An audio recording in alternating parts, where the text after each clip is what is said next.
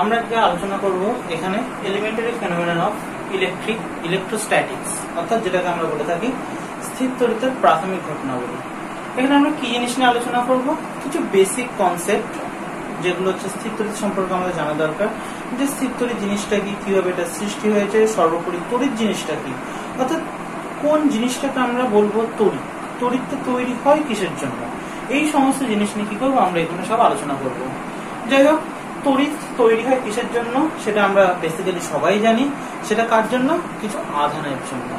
অর্থাৎ যেটা main cause of electricity, যে কোনো ইলেকট্রিসিটির ক্ষেত্রে মূল কারণটাই কি? সেটা হচ্ছে আধান। অর্থাৎ তাহলে আমরা এখানে যেটা ফার্স্ট আলোচনা করব সেটা কি আসবে? সেটা আসবে চার্জ, বা যেটাকে কি বলবো আমরা আধান।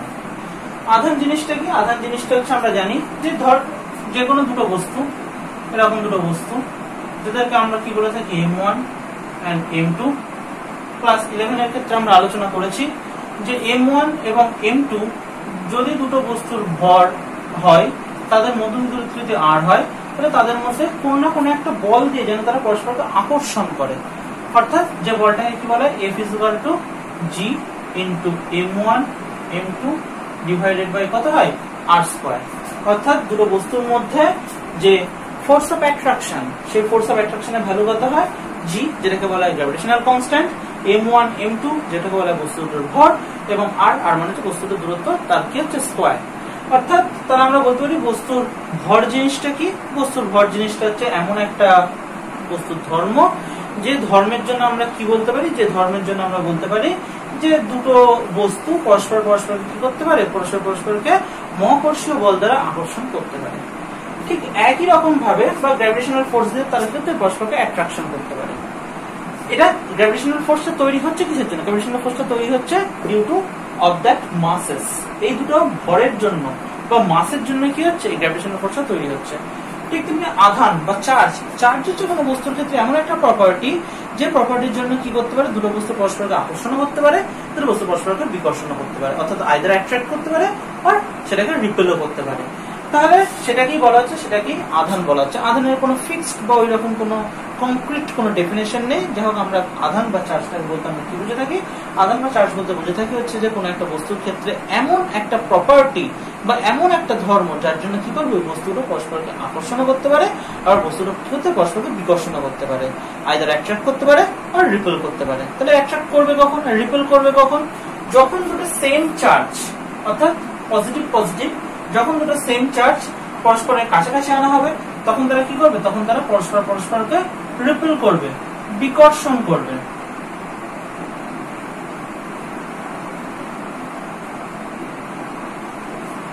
আইদার পজিটিভ পজিটিভ যদি আনা হয় বা নেগেটিভ নেগেটিভ যদি আনা হয়, তাহলে সেক্ষেত্রে কি করবে? সেক্ষেত্রে তারা হচ্ছে পরস্পরকে বিকর্ষণ করবে। এবং যদি পজিটিভ এন্ড দ্য নেগেটিভ যদি আনা হয়, তাহলে কি করবে? পরস্পরকে আকর্ষণ করবে। অর্থাৎ এইরকম আকর্ষণ, বা যেটাকে আমরা বলে থাকি অ্যাট্রাকশন সাধারণত করবে। অর্থাৎ দুটো আধান যদি পরস্পর বিপরীত প্রকৃতির হয়, তাহলে তারা পরস্পরকে আকর্ষণ করবে। দুটো আধান পরস্পরের সাথে যদি সমান বা একই প্রকৃতির হয়, তবে তারা কি করবে? পরস্পরকে বিকর্ষণ করবে। এটা মাইনাস, এটা যদি প্লাস, এরকম যদি হয়ে থাকে আধান। এবার কি করব আমরা? প্রত্যেকটা কোনো ভৌত রাশি জানার পরে তাকে আমরা কি করি? বিভিন্ন ক্যাটাগরিতে আমরা ফেলে দিই। যে এটা প্রথম কথা কি রাশি? এটা প্রথম কথা হচ্ছে একটা স্কেলার রাশি। এই যে আধান, আধানটা কি? আধানটা হচ্ছে যে একটা স্কেলার রাশি।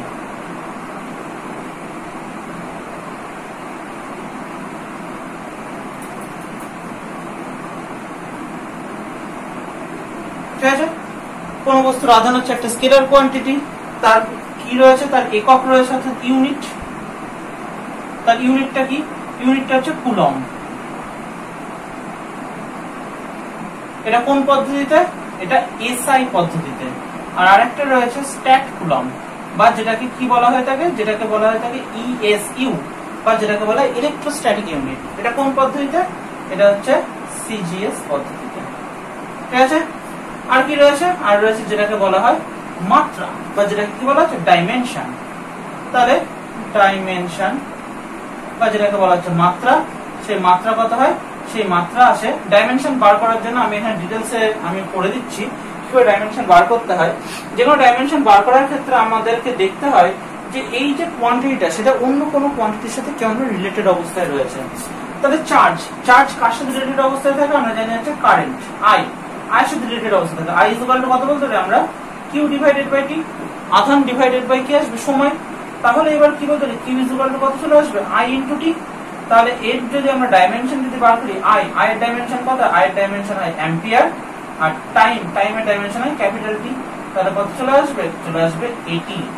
এই এ কে অনেকে কি বলে লেখে, অনেকে আই বলেও লেখে। তাহলে কত চলে আসছে আইটি। তাহলে ডাইমেনশন কত চলে আসবে, ডাইমেনশন চলে আসবে আইটি। সুতরাং কারোর যদি কোনো কখনো ডাইমেনশন যদি নাও মনে থাকে তাহলে সে খুব ইজিলি ডাইমেনশন অ্যানালিসিস করে নিতে পারে যে যে কোয়ান্টিটিটা সম্পর্কে আমরা এখানে আলোচনা করছি সেই কোয়ান্টিটিটা কার সাথে রিলেটেড, সেই রিলেটেড কোয়ান্টিটির সাথে আমরা কি করব, আমরা এখানে হচ্ছে যে তাকে অ্যানালিসিস করব। সেই সমস্ত আমাদের প্রাথমিক রাশি যেগুলো রয়েছে সেই রাশিগুলোর সাথে এটাকে আমি কম্পেয়ার করব, সেই রাশিগুলো ডাইমেনশন আমি বসিয়ে দেবো, সেই ডাইমেনশনের মাধ্যমে আমরা ওই রাশিটা কি করতে পারবো, ডাইমেনশনটাকে আমরা অ্যানালিসিস করে নিতে পারবো। ঠিক আছে, তাহলে আমরা এখানে প্রথমে আলোচনা করলাম কার সম্পর্কে, আমরা এখানে আলোচনা করলাম হচ্ছে যে চার্জ, কোন একটা বস্তুর চার্জ বা আধান সম্পর্কে। তাহলে আমরা যদি জিস্ট এখানে যদি বলে দিই তাহলে চার্জ বা আধান কি, তাহলে চার্জ বা আধান হচ্ছে যে কোন একটা বস্তুর এমন একটা প্রপার্টি যে প্রপার্টির জন্য সেই বস্তুটা কি করতে পারে, অন্য একটা বস্তুকে অ্যাট্রাক্ট করতে পারে, রিপেলও করতে পারে। সেম চার্জ হলে রিপেল করবে, অপোজিট চার্জ হলে অ্যাট্রাক্ট করবে। তাহলে চার্জ কি ধরনের কোয়ান্টিটি, চার্জ হচ্ছে একটা স্কেলার কোয়ান্টিটি। চার্জের ইউনিট কি, চার্জের ইউনিট হচ্ছে কুলম্ব ইন এসআই সিস্টেম, আর স্ট্যাট কুলম্ব আর ESU in CGS system. Dimension কি, ডাইমেনশন হচ্ছে আইটি। এবং এই ইউনিটগুলোর মধ্যে যে কনভার্সন যে ফ্যাক্টর, অর্থাৎ একটা ইউনিট থেকে অন্য ইউনিটে যাবো কি করে, সেই কনভার্সন ফ্যাক্টরটা কিন্তু আমাদের জানা দরকার। ঠিক আছে, যাই হোক আমাদের এখানে কুলম্ব থেকে আমরা যদি স্ট্যাট কুলম্ব যদি যেতে হয় তাহলে তার কনভার্সন ফ্যাক্টরটা আমাদের মনে রাখতে হবে 1 coulomb. 1 coulomb is equal to 3 into 10 to the power 9 stat coulomb হয়। This is very very important একটা জিনিস। সেটা হচ্ছে কি, সেটা হচ্ছে যে 1 কুলম্ব ইজ ইকুয়াল টু কত আসবে, 3 into 10 to the power 9 stat coulomb. ঠিক আছে, এইবার আমরা কি করব, আমরা হচ্ছে যে এই জিনিসগুলো খুব ভালো করে এই জিনিসগুলো কি করতে নোট ডাউন করে রাখতে হবে। এই জিনিসগুলো কি করতে, এই যে পয়েন্টস যেগুলো নিয়ে আমরা আলোচনা করলাম সেই পয়েন্টস গুলো কি করতে হবে, যে আমরা যেখানে রয়েছে সেখানে পজ করে নিয়ে সেটাকে কি করতে হবে, এইগুলোকে খুব ভালোভাবে নোট ডাউন করে নিতে হবে। যদি আমরা এগুলোকে খুব ভালোভাবে যদি প্রপারলি যদি আমরা অ্যানালিসিস করি বা পড়াশোনা করি তাহলে এইখান থেকে এই যে পয়েন্টটা, অর্থাৎ এইটা কিন্তু একটা নিউমেরিক্যাল সেটের থেকে কাজে লাগবে। যাই হোক এখনকার অনেক জায়গায় অনেক কম্পিটিটিভ এক্সামের ক্ষেত্রে এই সমস্ত নিউমেরিক্যালস বা প্রবলেমের ক্ষেত্রে এই জিনিসগুলো দিয়ে দেয়। যাই হোক নিজে মনে রাখাটা সবথেকে বেশি পরিমাণে সেফটি। এবার যেটা আমরা শুরু করবো সেটা হচ্ছে যে কজ অফ, কজেস করে দিয়েছি, cause of generation of static electricity. অর্থাৎ এই যে স্ট্যাটিক ইলেকট্রিসিটি বা যে স্থিরতড়িৎ সম্পর্কে আমরা এতক্ষণ ধরে আলোচনা করছি, সেই স্থিরতড়িৎ তৈরি হয় কিভাবে। মূলত যেটা স্থিরতড়িৎ তৈরি করা হয় যেটা হচ্ছে কি রাবিং, অর্থাৎ ঘর্ষণের জন্য। অর্থাৎ যেটা কজ হচ্ছে কি, কজ হচ্ছে যে রাবিং, বা যেটাকে কি বলা হয় ঘর্ষণ। দুটো বস্তুর মধ্যে যদি ঘর্ষণ ঘটানো যায় তাহলে সেখানে কি তৈরি হয়, সেখানে সাধারণত স্থিরতড়িৎ তৈরি হয়। যেরকম আমরা দেখেছি বিভিন্ন সময় শীতকালে আমরা সারাক্ষণ একটা চেষ্টা করি, তাহলে সেইখানে কি হয়, সেইখানে হচ্ছে যে আমাদের মাথার চুল যখন আমরা কি করি চিরুনি দিয়ে যখন আঁচড়াই তখন একটা খুব আশ্চর্যজনক ছোটবেলায় আমরা দেখতে পারতাম। সেটা হচ্ছে কি, সেটা যদি খুব ছোট ছোট যদি কাগজের টুকরোর কাছে যদি নিয়ে যাওয়া যেত তাহলে সেটা কি হতো, সেটা হচ্ছে আকর্ষণ করতো চুলগুলোকে আঁচড়ানোর পরে। বা যেটা খুব স্পষ্ট দেখতে পাওয়া যায় যেটা হচ্ছে যে রাতের বেলা, শীতকালে রাতের বেলা যখন সোয়েটারটা, ঠিক আছে, সোয়েটারের উপরে যখন আমরা রাব করি, ঠিক আছে, সেইখানেও কি হয়, সেখানেও কিন্তু স্থিরতড়িৎ তৈরি হয়ে যায়। তাহলে স্থিরতড়িৎ তৈরি হয় কিসের জন্য, আমরা জানলাম যে ঘর্ষণের জন্য। তাহলে হঠাৎ করে ঘর্ষণের জন্য স্থিরতড়িৎ তৈরি হবে কেন? এই ঘর্ষণের জন্য স্থিরতড়িৎ তৈরি হওয়ার জন্য যে কারণটা, সেই কারণটা সম্পর্কে যদি আমাদের জানতে হয় তাহলে আমাদের আগে জানতে হবে যে অ্যাটমিক স্ট্রাকচার সম্পর্কে যদি আমাদের বেসিক কনসেপ্ট বা আইডিয়া যদি থাকে তাহলে সেক্ষেত্রে ঘর্ষণের মাধ্যমে কিভাবে স্থিরতড়িৎ তৈরি হচ্ছে সেটা আমাদের জানা মানে কোন রকম ভাবে শক্ত কোনো ব্যাপার না। তাহলে কি করা যায়, তাহলে আমরা দুটো অ্যাটম আঁকি প্রথমে। তাহলে এই দুটো হচ্ছে আমাদের কাছে কি রয়েছে, আমাদের কাছে অ্যাটম রয়েছে। তাহলে এই অ্যাটমের ক্ষেত্রে দেখা গেল কি রয়েছে, তাদের সর্বস্থ কক্ষপথ গুলোতে কটা ইলেকট্রন রয়েছে, দেখা গেল হচ্ছে যে 5টা ইলেকট্রন রয়েছে। আর এর ক্ষেত্রে কি দেখতে পাওয়া গেল, এর ক্ষেত্রে দেখা গেল সর্বস্থ কক্ষপথে 2 3 4 5, এর ক্ষেত্রে দেখা গেল 6টা ইলেকট্রন রয়েছে, 1 2 3 4 5 6। তাহলে আমরা জানি according to the periodic table, তাহলে এ এর রাইট পজিশন অবস্থান করবে যে পিরিয়ড বরাবর, এ থাকবে ডান দিকে, এ থাকবে বাঁ দিকে, এবং সেই ক্ষেত্রে কি হবে, এর ক্ষেত্রে তার যে ব্যাসার্ধ সেটা একটু ছোট হবে, কারণ এর ক্ষেত্রে আকর্ষণ বলের মানটা বেশি, এবং তাই জন্য কি হবে, এই দুটো বস্তুর মধ্যে যখন ঘর্ষণ ঘটানো হবে, অর্থাৎ দুটো বস্তুর মধ্যে যখন রাবিং করানো হবে, তাহলে তখন কি হবে, এই বস্তুতে যে ইলেকট্রন যেগুলো রয়েছে, যেহেতু এর আকর্ষণ বলের পরিমাণটা বেশি, তাই জন্য কি হবে, এর থেকে কিছু ইলেকট্রন এর মধ্যে কি যাবে, ট্রান্সফার হয়ে যাবে। অর্থাৎ এর থেকে কিছু ইলেকট্রন কি হবে, এর মধ্যে ট্রান্সফার হয়ে যাবে। যে এর থেকে কিছু ইলেকট্রন এর মধ্যে ট্রান্সফার হয়ে যাবে, তখনই কি হয়ে যাবে, তখনই এর মধ্যে একটা ইলেকট্রন কি হলো, বেড়ে গেল। তাহলে এটা কিসে কনভার্টেড হয়ে যাবে, এটা একটা পজিটিভ চার্জ বা একটা ক্যাটায়নে কনভার্টেড হবে, এবং এটা কিসে কনভার্টেড হয়ে যাবে, এটা একটা নেগেটিভ চার্জ বা অ্যানায়নে কনভার্টেড হবে। তাহলে এটাই তৈরি হচ্ছে স্ট্যাটিক ইলেকট্রিসিটি। এটাকে প্রথম কথা বলতে, তাহলে ইলেকট্রিসিটি তৈরি হওয়ার কারণ আমরা বুঝতে পারলাম, due to transfer of the electron. তাহলে স্ট্যাটিক ইলেকট্রিসিটি তৈরি হওয়ার কারণ কি, due to transfer of electron. এটাই হচ্ছে cause of generation of electricity. তাহলে এটাই হচ্ছে যে cause of generation of electricity. কিসের জন্য, due to transfer of the electrons from one atom to another atom. একটা অ্যাটম থেকে অন্য অ্যাটমে যখন ইলেকট্রন ট্রান্সফার হয়ে যাবে, তখন কি তখনই হচ্ছে যে ইলেকট্রিসিটি সাধারণত জেনারেট হয়ে থাকে। এরপরে আরো এখনো কিছু জিনিস রয়েছে, এটাকে স্ট্যাটিক বলার কারণ। এটাকে স্ট্যাটিক বলার কারণ হচ্ছে খুব সিম্পল, যেহেতু এটা কি থাকে, এটা একটা বস্তুর উপরে স্থির অবস্থায় থাকে, যেহেতু এটা কি হতে পারে না, যেহেতু কোনো জায়গায় কখনো ট্রান্সফার হতে পারে না, সেই কারণে এটাকে কি বলবো, আমরা স্ট্যাটিক বলবো। এর উপরে বেস করে আমরা কি করতে পারি, কোন একটা পদার্থকে আমরা দুটো ভাগে ভাগ করে দিতে পারি। একটাকে কি বলতে পারি, একটাকে বলতে পারি আমরা হচ্ছে যে কন্ডাক্টর, বা যেটাকে কি বলা হয়, যেটাকে বলা হয় পরিবাহী। আর একটাকে কি বলা হয়, একটাকে বলা হচ্ছে ব্যাক কন্ডাক্টর,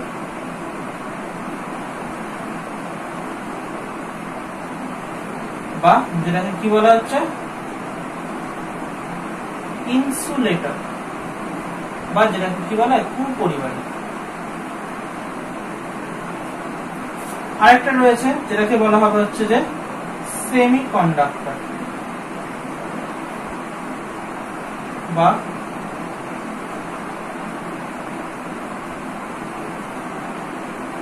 অর্ধ পরিবাহী। আরেকটাকে বলা হয়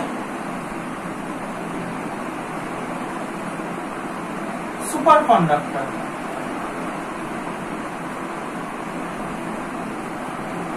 যেটাকে কি বলে, যেটাকে বলা হচ্ছে অতি পরিবাহী। তাহলে এই জিনিসগুলো সম্পর্কে কিছু কিছু কনসেপ্ট আমাদের আছে, যেগুলো কনসেপ্ট আছে সেগুলো আমরা জাস্ট কিছুটা আলোচনা করছি। কন্ডাক্টর মানে হচ্ছে পরিবাহী। পরিবাহী মানে কি, যে সকল পদার্থের মধ্যে দিয়ে খুব ইজিলি আমাদের ইলেকট্রনটা পরিবাহিত হতে পারবে, অর্থাৎ খুব সহজে তড়িৎটা প্রবাহিত হতে পারবে, তাকে কি বলবো আমরা কন্ডাক্টর। কন্ডাক্টরের মধ্যে দিয়ে তড়িৎ প্রবাহিত হওয়ার কারণ কি, এর প্রধান কারণ হচ্ছে যে ডিউ টু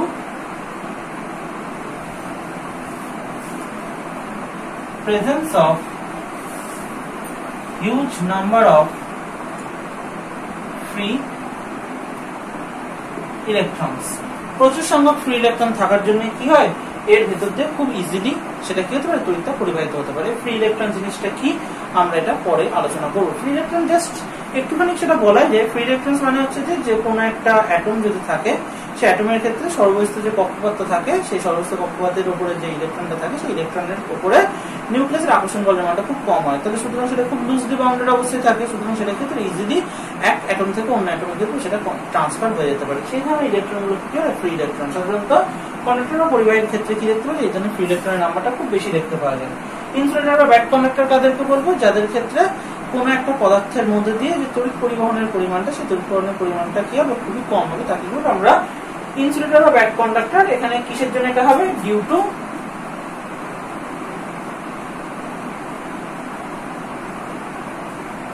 প্রেজেন্স অফ লো, বা সেটাকে আমরা খুব ভালোভাবে বলতে পারি স্মল নাম্বার অফ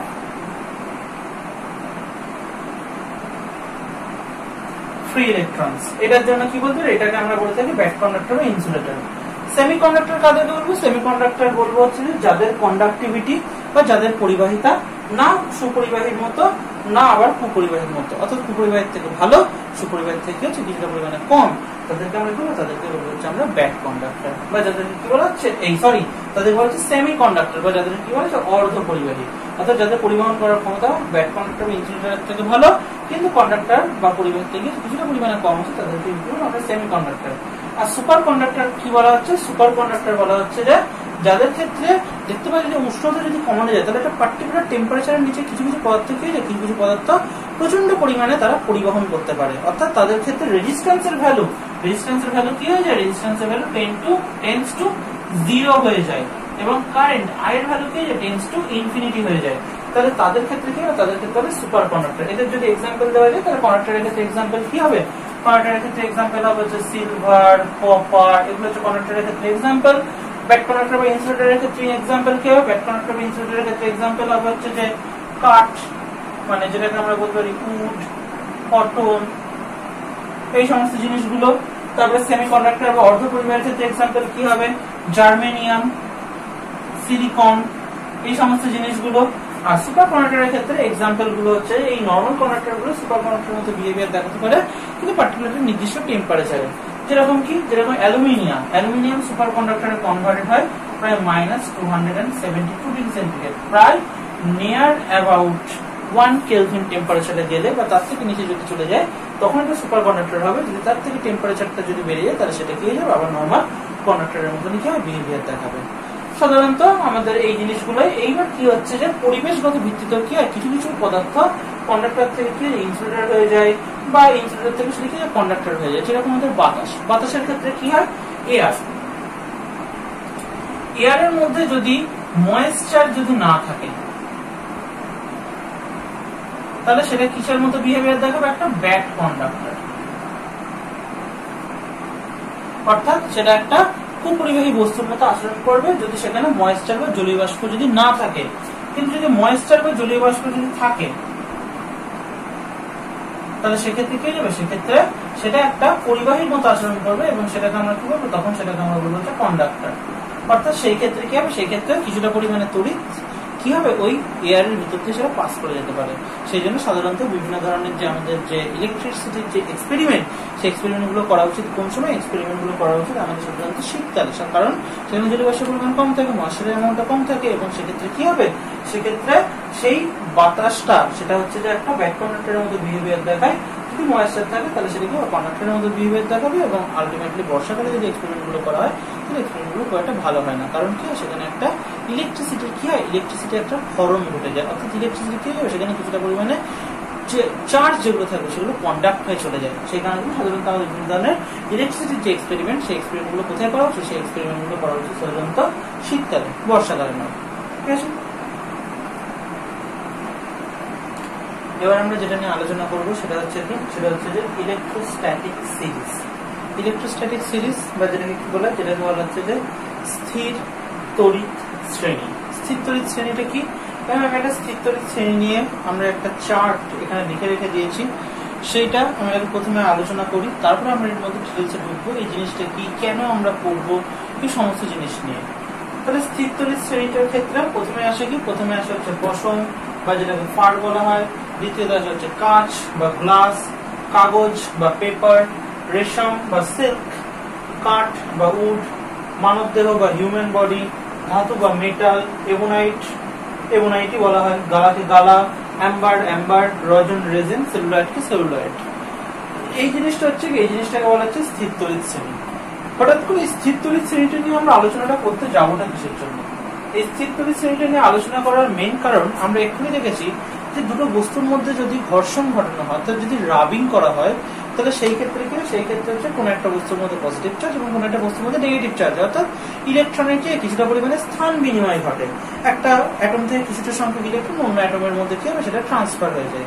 এই যে একটা অ্যাটমের থেকে কিছুটা সংখ্যক ইলেকট্রন যখন অন্য অ্যাটমের মধ্যে যখন ট্রান্সফার হয়ে যাচ্ছে, কোন অ্যাটম থেকে এটা ট্রান্সফার হবে, অর্থাৎ কোন অ্যাটম থেকে ট্রান্সফার হবে, কোন অ্যাটমের মধ্যে এটা এন্ট্রি করবে, সেই জিনিসটা জানার জন্য আমাদেরকে স্থির তড়িৎ শ্রেণী বা যেটাকে বলা হচ্ছে ইলেকট্রোস্ট্যাটিক সিরিজ, এটাকে আমাদেরকে জানতে হবে। এই স্থির তড়িৎ শ্রেণী বা ইলেকট্রোস্ট্যাটিক সিরিজের ক্ষেত্রে এই যে এইখানে যে নাম্বার দিয়ে আমরা যেটা লিখেছি, সেই নাম্বারের মধ্যে যদি যে কোনো দুটো বস্তুকে নিয়ে যদি আমরা ঘর্ষণ ঘটাই, তো দেখা গেল আমি পশমের সাথে দেখা গেল মানব দেহের ঘর্ষণ ঘটালাম, তাহলে কি হবে, এই যে নাম্বারিং অনুসারে যে নাম্বারটা আগে থাকবে তাদের পজিটিভ, আর যে নাম্বারটা পরে থাকবে তাদের কি হবে নেগেটিভ। তাহলে কি লিখতে পারি, তাহলে লিখতে পারি হচ্ছে যে আগের নাম্বার কি গেইন করবে, পজিটিভ,